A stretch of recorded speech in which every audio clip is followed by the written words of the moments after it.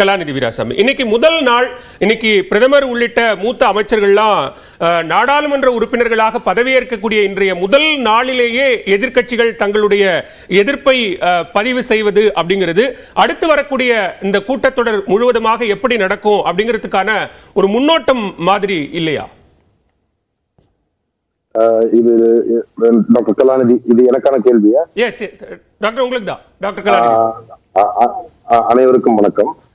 இல்ல, இது இன்று பிரதமர் நீங்க அவர் சொன்ன கருத்து அப்படின்றது இருக்கு இல்லைங்களா, அதாவது நாட்டை ஆள்வதற்கு ஒரு பெரும்பான்மை இருக்க வேண்டும் அப்படின்றது எல்லாருக்கும் தெரிந்தது. எதிர்கட்சிகள் ஆக்கப்பூர்வமாக இருக்க வேண்டும் அப்படின்றது. இப்ப ஆனா சென்ற 10 வருடங்களாக எதிர்கட்சிகள் ஆக்கப்பூர்வமாகத்தான் பல கருத்துக்களை சொல்லிக் கொண்டிருந்தார்கள். ஆனால் அவர்களுக்கு பாஜக என்றும் ஒரு தனி கட்சிக்கு ஒரு பெரும்பான்மை, ஒரு மிருகபலத்துடன் இருந்ததனால் எதிர்கட்சிகளை துச்சமாக மதித்து அவர்கள் இந்த விவாதங்களையே மேற்கொள்ளாமல், விவாதங்களுக்கு கான்ஸ்டிடியூஷனலா உங்களுக்கு ஒரு ஓட்டு போடணும் அப்படின்றது கூட ராஜ்யசபால அலோவ் செய்யாம இத இந்த வேளாண் சட்டங்கள் போன்ற பல சட்டங்களை அவர்கள் அவருடைய பெரும்பான்மை அப்படின்றத ஒரே காரணத்தை வைத்துக் கொண்டு அவர்கள் அதை திரித்துக் கொண்டிருந்தார்கள்.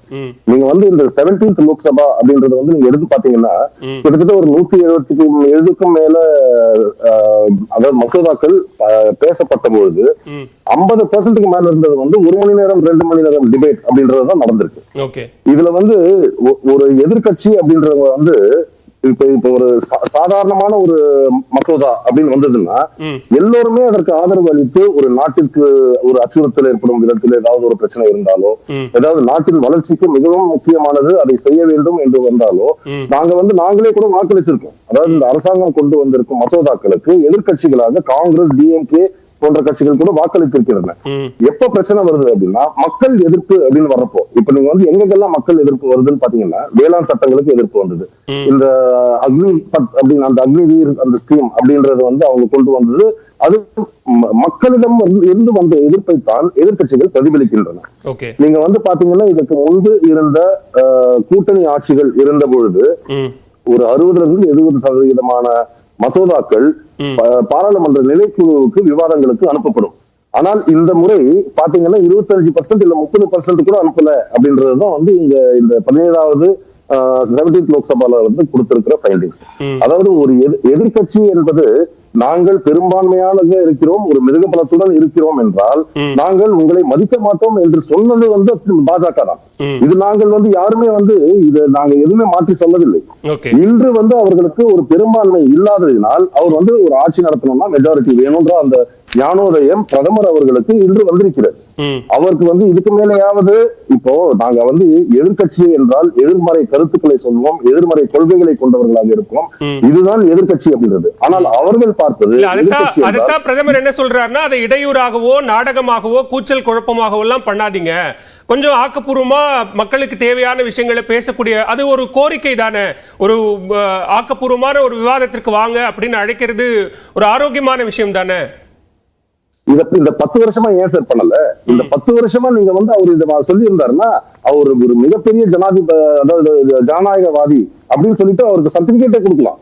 நீங்கள் எதிர்கட்சிகள் நம்பர் அவர்கள் என்ன செய்தாலும் கொண்டு வரும் மசோதாக்களை அவர்களால் தடுத்து நிறுத்த முடியாது என்ற பொழுது நீங்க ஒரு மிருகபலத்துடன் இருக்கும் ஒரே காரணத்தினால் நீங்கள் அதாவது இதுல இருக்கும் எந்த அளவுக்கு அப்படின்னா, சுப்ரீம் கோர்ட்ல அன்னைக்கு இருந்த சீஃப் ஜஸ்டிஸ் அவர் சொல்றாரு, நீங்கள் அவசர கதியாக நீங்கள் சட்டங்களை இயற்றி சட்டங்களை இயற்றுவதனால் எங்களுக்கு நிறைய பிரச்சனைகள் இருக்கு, அதனால நீங்க பாராளுமன்றத்தில் இதை தீர விவாதியுங்கள், அதாவது நிறைய டைம் ஸ்பெண்ட் பண்ணுங்க டிபேட்டுக்கு அப்படின்ட்டு.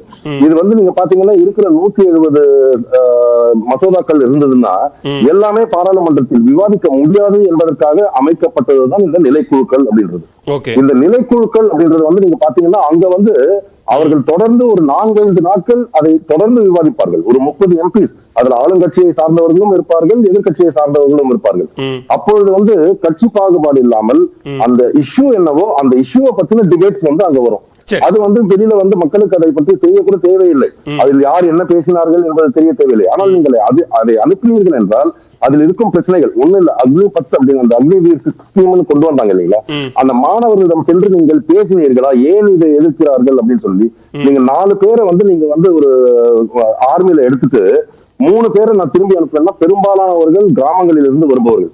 அவங்க என்ன சொல்றாங்கன்னா, நாங்கள் வந்து திருப்பி இங்க கிராமத்துக்கு போனோம்னா உங்களுக்கு ஆர்மியிலேயே உன்னை சேர்த்துக்கிறதுக்கு நீங்க லாயக்கு இல்லாத ஒரு பையன் அப்படின்னு சொல்லிட்டு அந்த கிராமமே எங்களை வந்து காரி துப்பும் எங்க மேல. இந்த மாதிரி ஒரு அவமானம் எங்களால தாங்கிக்க முடியாது. நாங்க சொந்த ஊருக்கு போக முடியாது. இதை போன்ற பிரச்சனைகள். நாங்கள் இப்ப அந்த திருப்பி எனக்கு அனுப்பிட்டாங்கன்னா 10 லட்சம் ரூபாய் கொடுக்குறேன்றாங்க.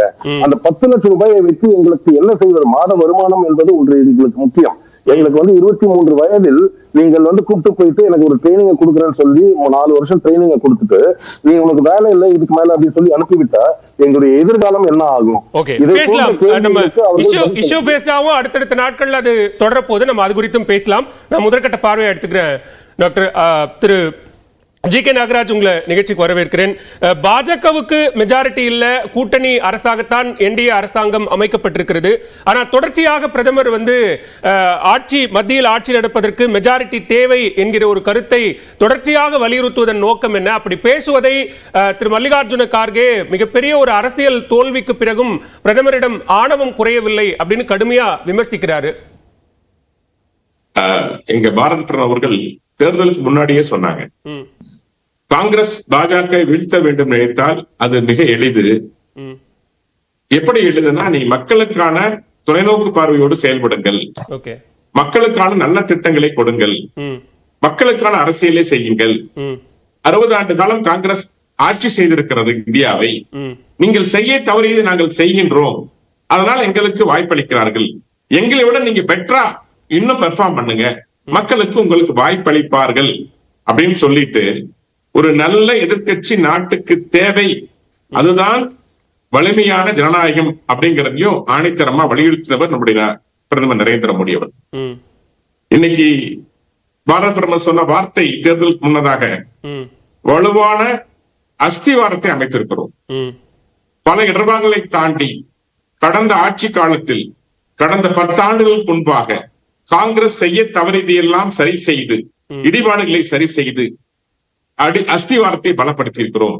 அடுத்த 5 ஆண்டு காலம் நாங்கள் உயரமான கட்டிடத்தை, ஒரு வலுவான இந்திய நாட்டை உருவாக்க போகிறோம் அப்படின்னு சொல்லி கடந்த முறை அவங்க தேர்தலுக்கு முன்பாக சொன்னார். ஆனா இந்திய கூட்டணியை பொறுத்த வரைக்கும் நீங்க பாத்தீங்க அப்படின்னா அவர்கள் நோக்கம் எல்லாம் ஒன்றாக இருந்தது. ஒன்றே ஒன்று, மோடி எதிர்ப்பு. மோடி எதிர்க்க வேண்டும், மோடி பிரைம் மினிஸ்டராக வரக்கூடாது. உங்களுடைய நோக்கம் என்ன, கொள்கை என்ன, மக்களுக்கு என்ன சொல்ல வரீங்க, என்ன செய்ய வரீங்க, உங்களுடைய எதிர்கால திட்டம் என்ன, எதை பத்தியும் அவங்க பேசல.